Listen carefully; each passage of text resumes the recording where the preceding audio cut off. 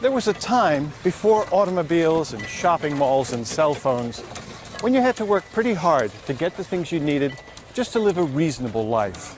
In fact, most of life's essentials, like the clothing on your back, the food on your table, even the house in which you lived, were the product of muscle, human as well as animal, and individual skill. Because you had to grow or make the things you needed, it took a lot longer to get them. Want fast food?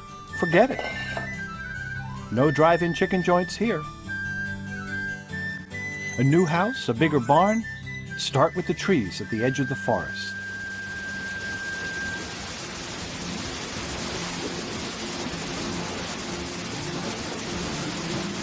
But about 200 years ago, all that began to change with the help of mills.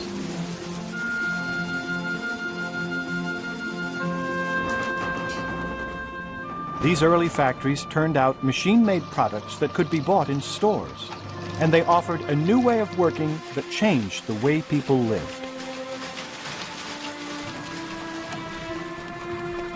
Societies that once responded to the rhythm of the sun and seasons now moved to the beating of the clock. This industrial revolution would bring giant factories and working classes, entrepreneurs and inventors, and an era we call mill times.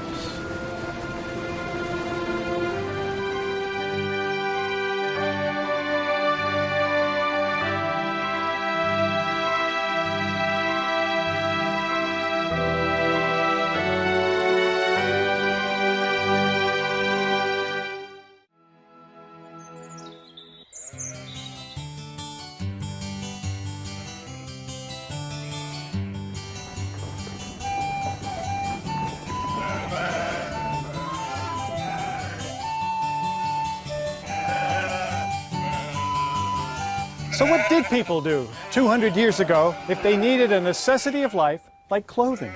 Say you need a new pair of pants or a shirt. There's no mall nearby, so you have to make them. And the first thing you must do is gather the raw material.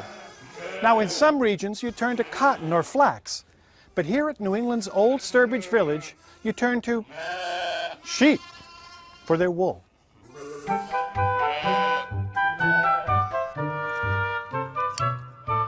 Of course, it wasn't that easy. Sheep shearing was a laborious process for the shearer and the sheep. And then you had to have someone with enough skill to turn all this raw wool into cloth.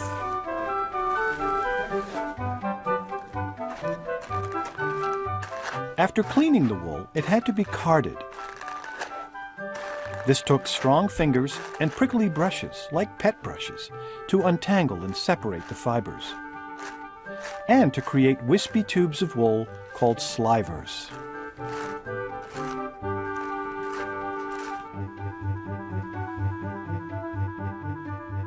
You then stretch the slivers into yarn on a spinning wheel.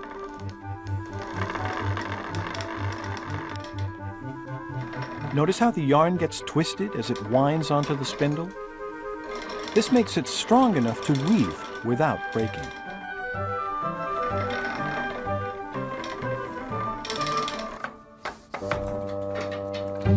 You turn yarn into fabric on a loom, and this is a typical hand loom. Now, weaving was done by both men and women, so I should probably do okay at this. First of all, we have to set up the loom by drawing threads from the warp beam behind the loom across the top to another beam near my feet.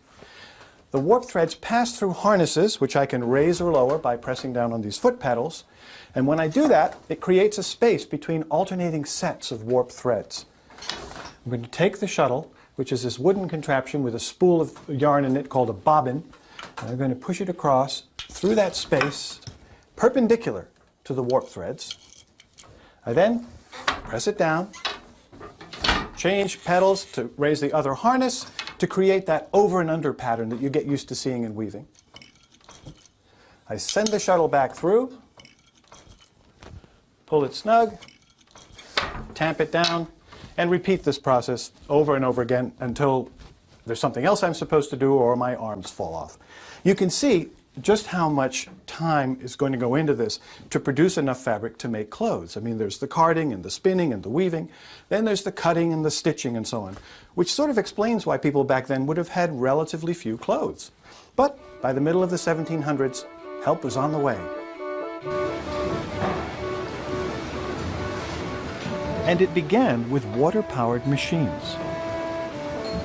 For centuries, people had used the turning force of water wheels to help with tough jobs, like driving blades for sawing wood,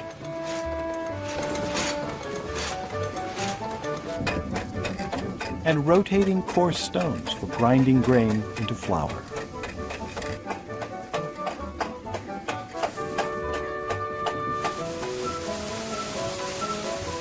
But eventually, water wheels began to power more complicated devices that would revolutionize cloth making, like this carding machine.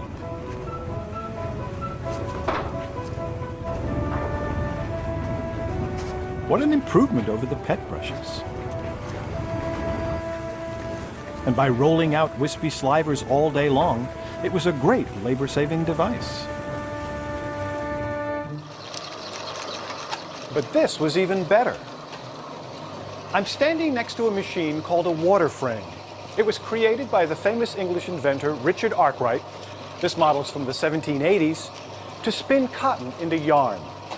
Though it looks fairly complex, it really isn't.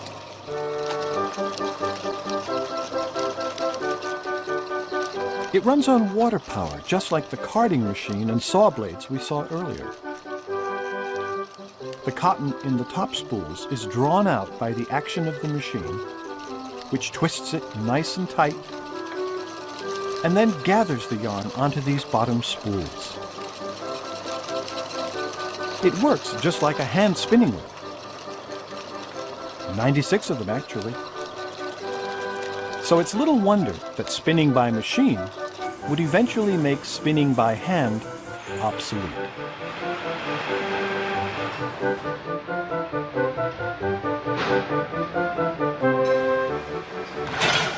In no time, spinning mills began springing up all over England.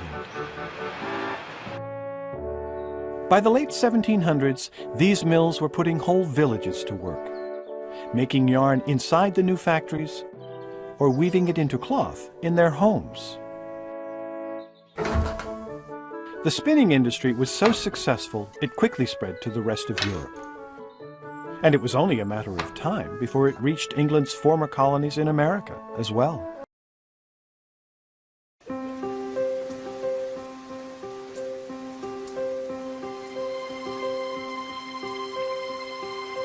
All mills need a steady supply of running water. And here in New England, there's plenty of rain and melting snow to feed powerful rivers that once drove the big wheels of the new textile mills. But any river's flow can be unpredictable. Sometimes there's too much water, sometimes not enough. So to control the power of the river, mill owners built dams. Now this old dam on the Branch River in Rhode Island is a typical mill dam. It doesn't completely block the river, but it raises the height of the water to create an elevated mill pond.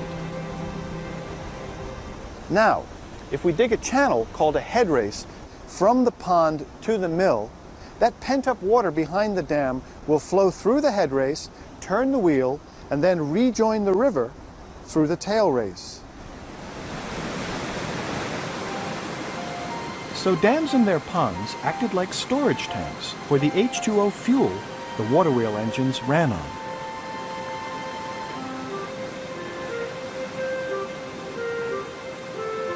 You can still find scores of mill dams all along New England's rivers.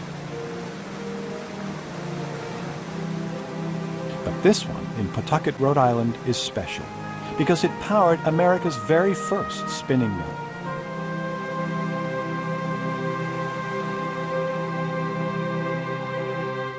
Legend has it that in 1789, a young entrepreneur named Samuel Slater defied the laws of England by supervising the construction of English-style cotton spinning machinery at the mill in Pawtucket. England had tried to protect its fledgling monopoly on spinning machines with patents. But Slater, who worked in the mills, understood how to make similar machines and came to America to seek his fortune. Other Rhode Island mills quickly followed Slater's successful venture, including the picturesque Wilkinson Mill right next door, which houses a beautifully restored water wheel and gives us a pretty good idea of how a power train actually works. At the Wilkinson Mill, water from the head race flows into a wheelhouse, where it steadily turns the big water wheel. The wheel is connected to revolving metal gears. And as the gears turn in rhythm with the wheel, they rotate a vertical pole called the main shaft. The main shaft rises through the ceiling and extends all the way to the top of the building.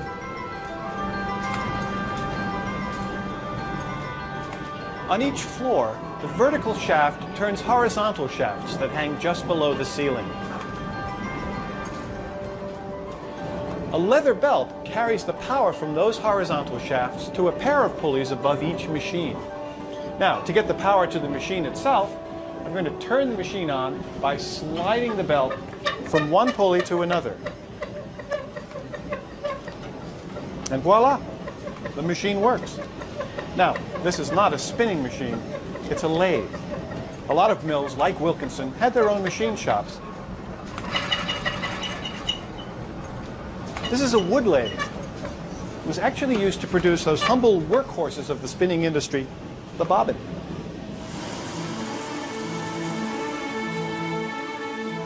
Yarn from the spinning machines was spooled onto bobbins. And in the beginning, that's all the textile mills produced, yarn. But by the 1820s, inventors had finally figured out how to make machines that could take all those spools of yarn and weave them into cloth.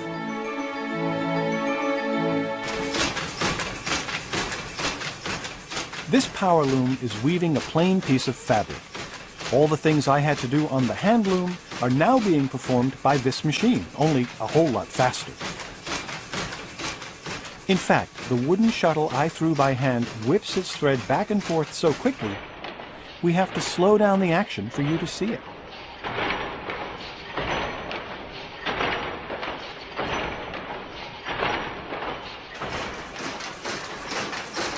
These looms could be very dangerous.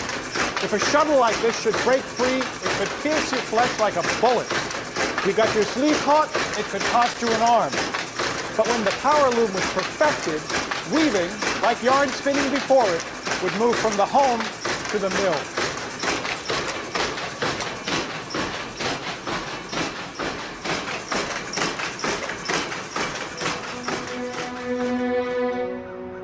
Many newer mills became huge as owners sought greater profits by bringing carding, spinning, and weaving all under the same roof.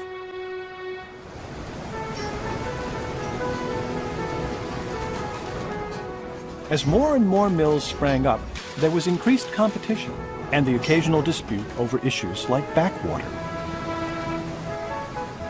Backwater would occur when one mill's dam impeded the natural flow of the river to the point where water wheels in upstream mills couldn't turn properly.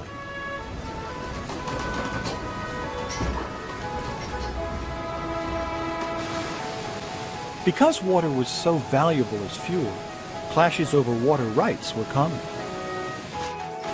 But with the demand for machine-made textiles soaring, it looked like everyone's profits would just keep flowing.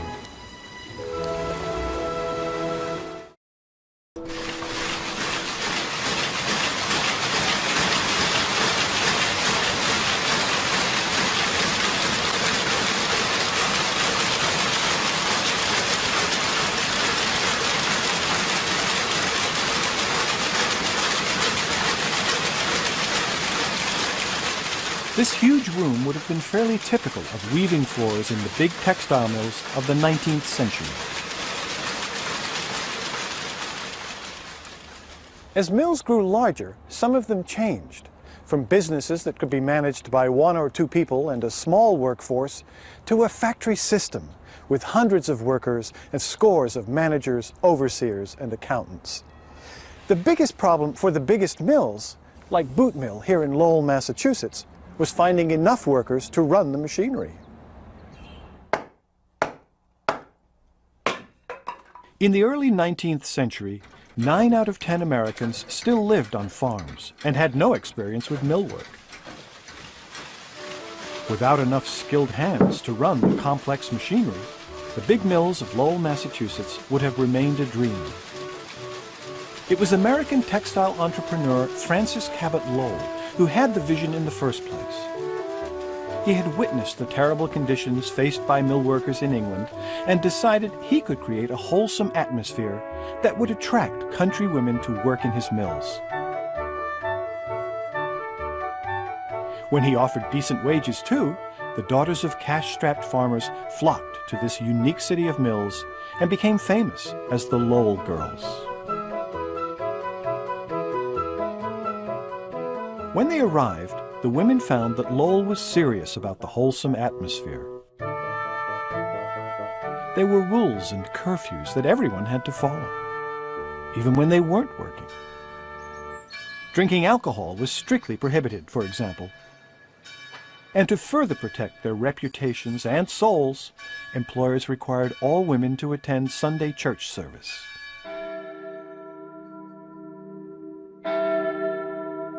All other times, bells called the women to work. Their day would last 12 to 13 hours or more.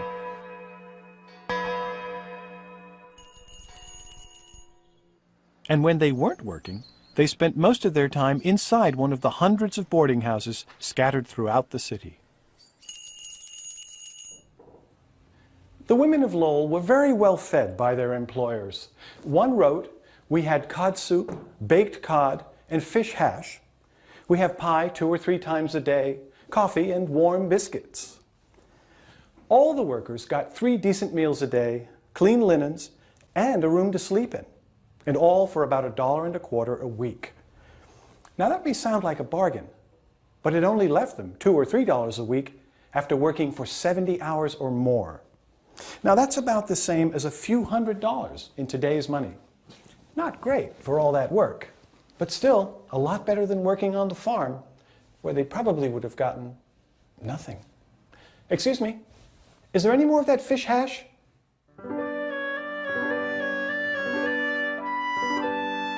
The young women lived in cramped rooms with 2 or 3 beds to a room. Sharing beds wasn't too bad, considering they often slept in worse conditions back home.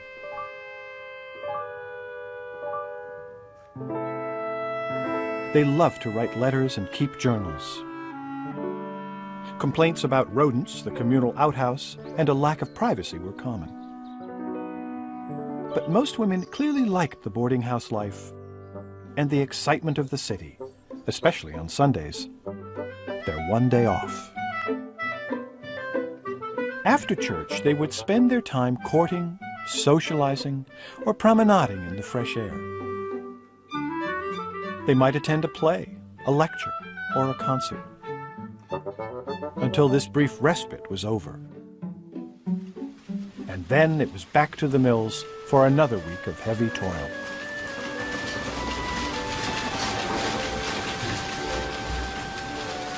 The work at Lowell was fast-paced and strenuous. The noise of the machinery made some workers deaf, and the dust-filled air was unhealthy to breathe. Most women saved their money and left after a few years.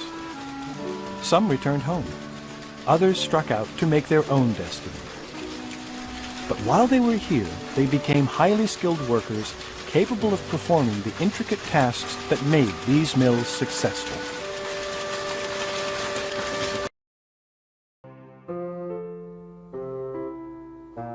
This is Moses Brown, the Rhode Island businessman who enticed Samuel Slater to Pawtucket and then helped finance Slater's pioneering cotton mill. Moses was a chance taker who was fascinated by inventions like his prized electrostatic generator and by visionary enterprises like spinning mills. I'm standing in the beautifully restored home of Moses' brother, John Brown, who was a fighting patriot, a friend of George Washington's, and a very successful financier. John owned a world-renowned shipping company and was a prominent investor in the manufacture of rum, the smelting of iron, and the trading of slaves. His businesses made him extremely rich, so he built this impressive home in Providence and filled it with famous guests and fine furnishings. Though they were both successful businessmen, the Brown brothers did not necessarily see eye to eye. John was unabashed in his support of the slave trade, and Moses, a converted and devout Quaker, was so opposed to slavery, he fought hard to abolish it. But like his brother, Moses Brown remained an entrepreneur, and when he chanced upon textile manufacturing, he could hardly have imagined he was helping to transform New England. Now, Moses was basically an investor in the industry. Other textile pioneers built their mills from the ground up and spent their lives trying to make them successful. This bucolic-looking place is Harrisville, New Hampshire. Harrisville began as a single woolen mill, and like similar enterprises, grew in size and importance after the American embargo of British textiles in 1809. The mill was started by Bethuel Harris and his sons, Cyrus and Milan. With a few $1,000s and a dozen workers, they began a woolen operation that would last 150 years.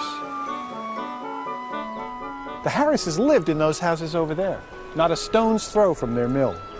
Over time, they built more mills, boarding houses for single workers, and individual homes for families.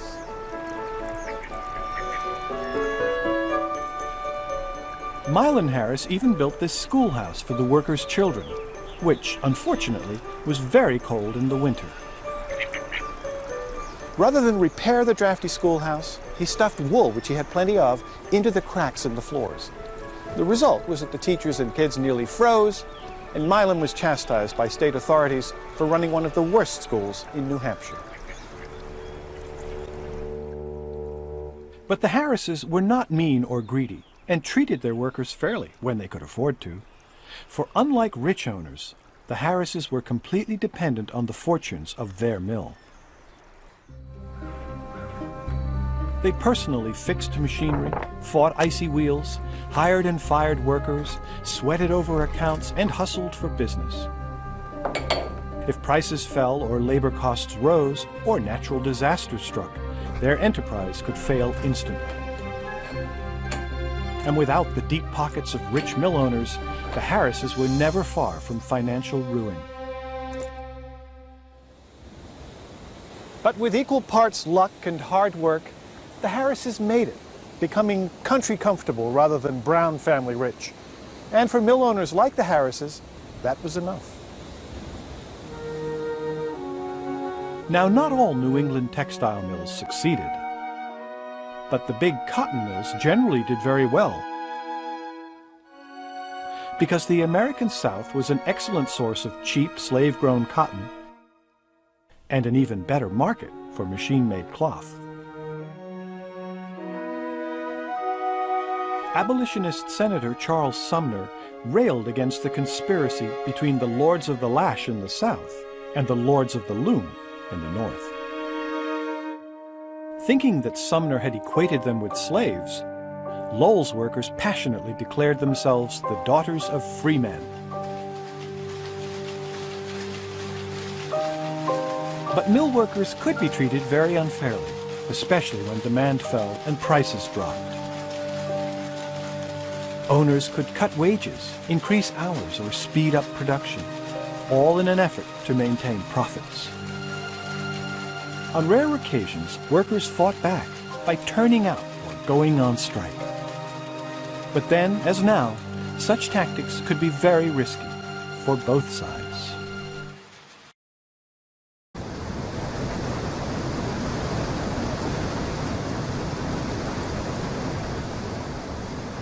Benchley has been on the brink of another disaster. The first night I lit candles, he sent for his children to come home, which they did. Afterwards, he and I had a considerable of a warm debate. Now, the letter was the telephone of its day, the primary means of communication over distance. And this letter from Samuel Slater shows his annoyance with a parent named Benchley, who kept his children from working in the mill even after Slater had lit extra candles so they could see in the dark.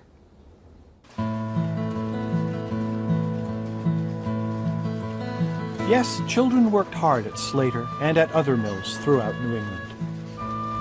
They also worked on farms and in craft shops, just about everywhere. Few children had the luxury of going to school full-time, and working in the mills at least meant a decent place to eat and sleep. Slater appreciated his younger workers. What he complained about were their overly protective parents and the fickle adult workers who were constantly leaving him to work in other mills.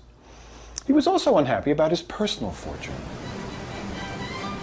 Though he ran a successful mill that bore his name, he was not the majority owner and felt he could do better with his own venture.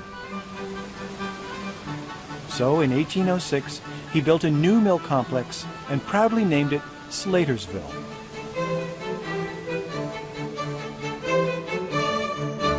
Over the decades, the surrounding community grew along with the mill.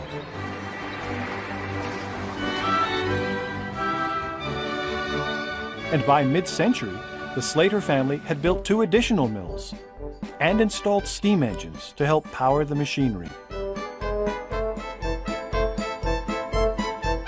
Quarrybank Mill in England houses an early working model.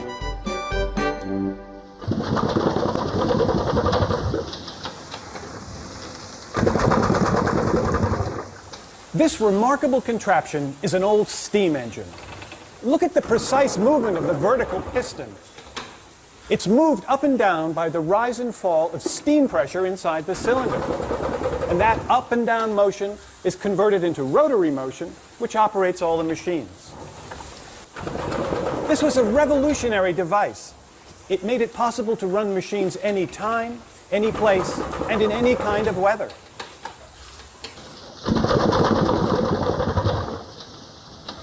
Over the years, operators used both steam power and water power. But eventually, the steam engine replaced water wheels as the primary source of power for most mills. With steam engines to run machinery, mills no longer had to be located near rivers. And once freed from the river, the stage was set for the demise of the New England mill.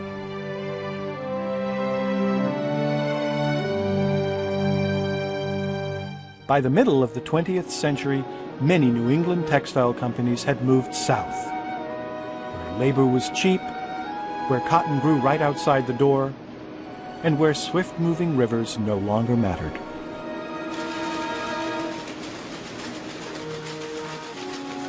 In more recent decades, the industry has moved to even cheaper labor markets in Asia and the Pacific. Today, the largest textile centers in the world lie far beyond the United States and Great Britain, leaving places like Slatersville abandoned and desolate.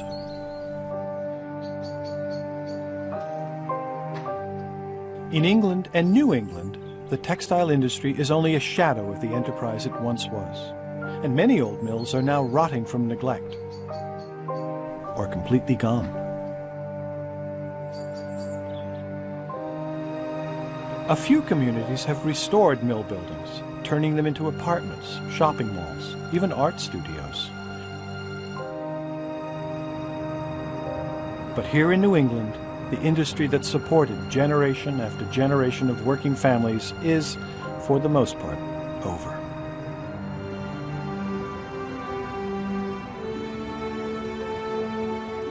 At their height, mills were criticized for bringing a decline in craftsmanship and a machine-like regimentation to the workplace. But they created enormous benefits as well. As anchors for cities, as innovators of new technologies. They put vast numbers of people to work and brought affordable products to consumers everywhere. For better or worse, mills have shaped our world and the way we live as surely as any force in history.